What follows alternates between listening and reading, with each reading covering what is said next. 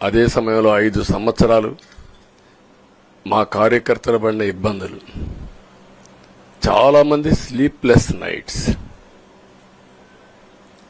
కంటి నిండా నిద్రపోని పరిస్థితి. అక్కడి నుంచి నేను చూస్తే చాలా కడాన మనిషిని హింస పెడుతూ, నువ్వు ప్రాణంతో బతకాలంటే జై జగన్ అనమంటే జై తెలుగుదేశం, జై చంద్రబాబుని ప్రాణాలు వదిలిన సందర్భం చంద్రయ్య. ఇది తలుచుకుంటే ఆ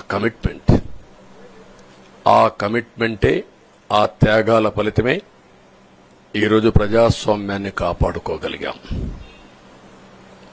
ఒక్క మా కార్యకర్తలకే కాదు, మీడియా 5 ఏళ్లు మీరు పడిన ఇబ్బందులు, మీరు కోర్టుల చుట్టూరు తిరిగిన ఇది, మిమ్మల్ని సిబిసిఐడి ఆఫీసులో పెట్టి వేధించిన విధానం, అవి తలుచుకుంటే ప్రజాస్వామ్యమే సిగ్గుతో తలంచుకోవాలి. అలాంటి సంఘటనలు జరిగాయి. మేనేజ్మెంట్ని ఒకరినని కాదు, ఎవరినైనా పట్టుకురావచ్చు, ఏదైనా చేయొచ్చు అనే ధీమా వచ్చేసి ఇష్టానుసారంగా ప్రవర్తించే పరిస్థితికి వచ్చారు.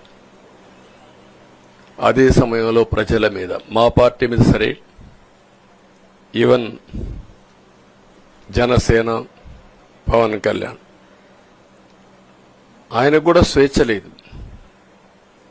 ఎక్కడైనా సరే విశాఖపట్నానికి వెళితే ఉన్న పళంగా విశాఖపట్నం నుంచి వెకేట్ చేయాలని తిరిగి, అంటే నగర బహిష్కరణ,